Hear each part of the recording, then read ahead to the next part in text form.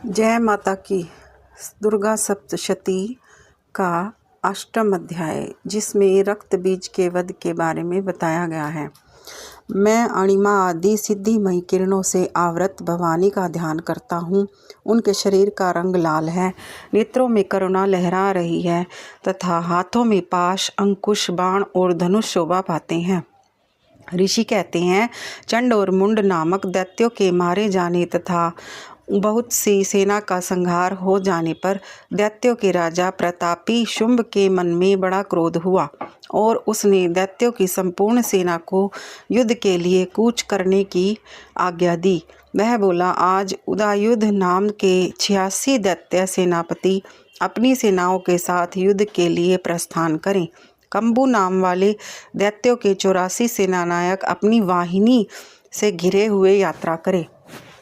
50 कोटि वीर्य कुल के और 100 धौम्र कुल के असुर सेनापति मेरी आज्ञा से सेना सहित कूच करे। कालक, दोहृद, मौर्य और काल के असुर भी युद्ध के लिए तैयार हो मेरी आज्ञा से तुरंत प्रस्थान करें। भयानक शासन करने वाला असुरराज शुंभ इस प्रकार आज्ञा दे सहस्त्रों बड़ी बड़ी सेनाओं के साथ युद्ध के लिए प्रस्थित हुआ। उसकी अत्यंत भयंकर सेना आती देख चंडिका ने अपने धनुष की टंकार से पृथ्वी और आकाश के बीच का भाग गुंजा दिया। राजन, तदंतर देवी के सिंह ने भी बड़े जोर जोर से दहाड़ने आरंभ किया। फिर अंबिका ने घंटे के शब्द से उस ध्वनि को और भी बढ़ा दिया।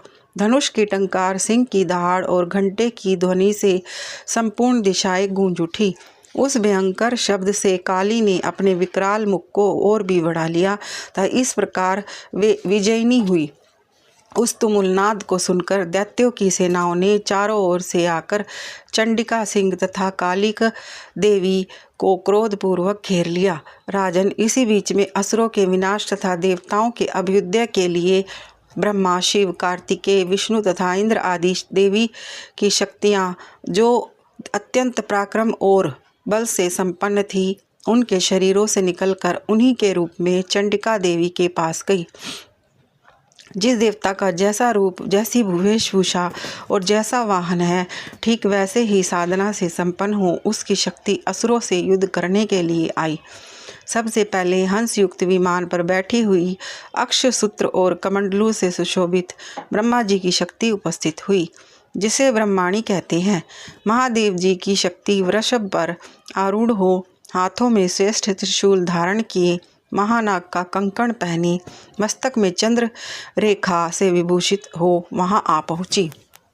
कार्तिकेय जी की शक्ति रूपा जगदम्बिका उन्हीं का रूप धारण किए श्रेष्ठ मयूर पर आरूढ़ हो, हाथ में शक्ति लिए दैत्यों से युद्ध करने के लिए आई।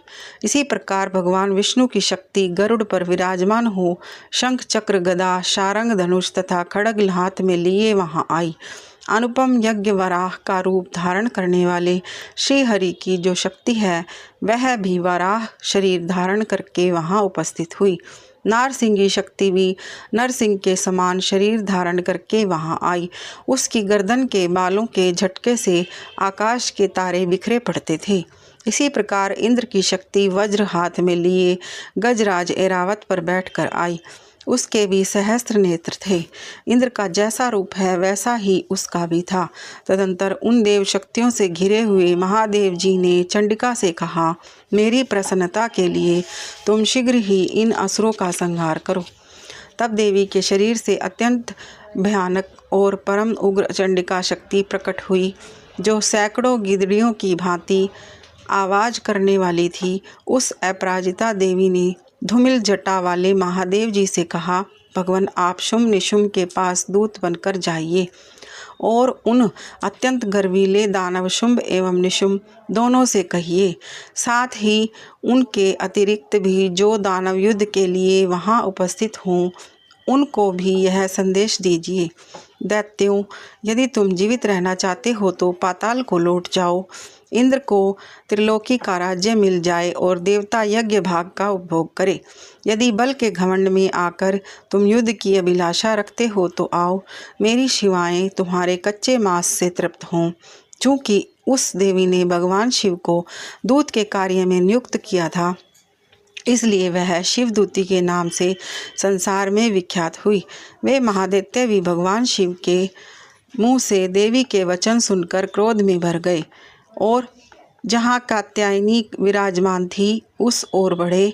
तदंतर वे दैत्य अमर्ष में भरकर पहले ही देवी के ऊपर बाण शक्ति और रिष्टि आदि अस्त्रों की वृष्टि करने लगे।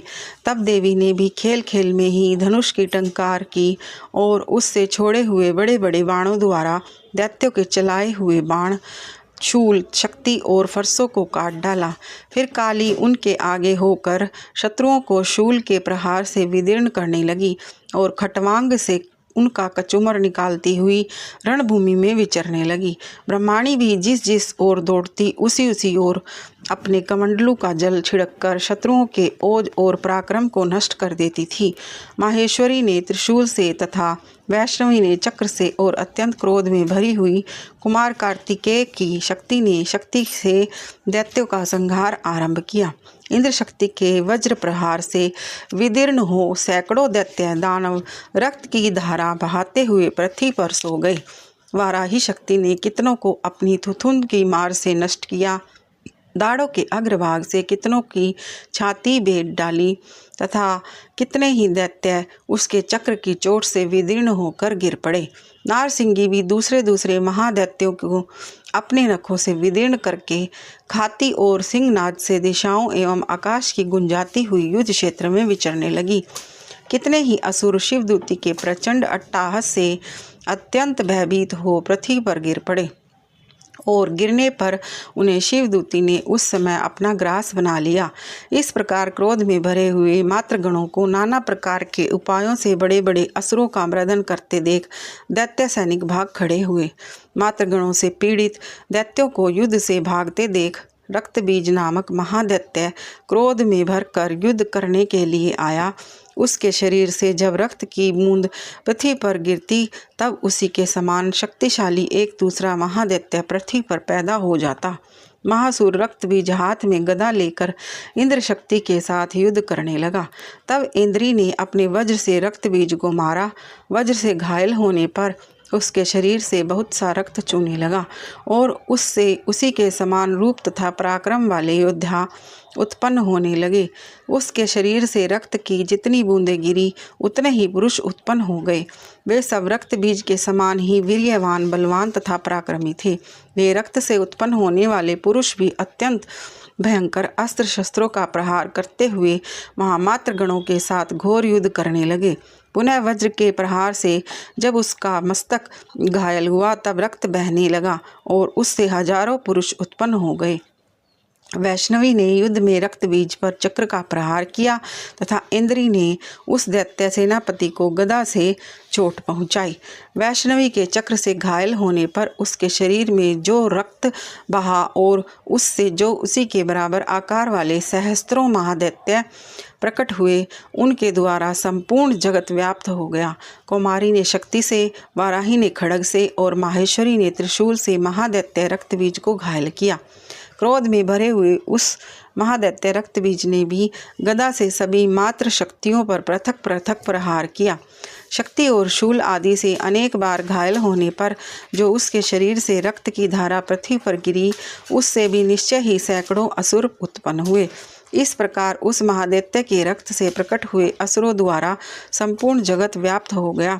इससे उन देवताओं का बड़ा भारी भय हुआ। देवताओं को उदास देख चंडिका ने काली से शीघ्रतापूर्वक कहा, चामुंडे, तुम अपना मुख और भी फैलाओ तथा मेरे शस्त्रपात से गिरने वाले रक्त बिंदुओं और उनसे उत्पन्न होने वाले महादैत्यों को तुम अपने इस उतावले मुख से खा जाओ। इस प्रकार रक्त से उत्पन्न होने वाले महादैत्यों का भक्षण करती हुई तुम रण में विचरती हुई रहो। ऐसा करने से उस दैत्य का सारा रक्त क्षीण हो जाने पर वह स्वयं भी नष्ट हो जाएगा। उन भयंकर दैत्यों को जब तुम खा जाओगी तब दूसरे नए दैत्य उत्पन्न नहीं हो सकेंगे। काली से यों कहकर चंडिका देवी ने शूल से रक्त बीज को मारा और काली ने अपने मुख से उसका रक्त ले लिया।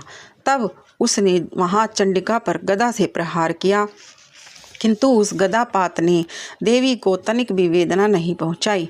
रक्त बीज के घायल शरीर से बहुत सा रक्त गिरा, किंतु ज्यों ही वह गिरा त्यों ही चामुंडा ने उसे अपने मुख में ले लिया।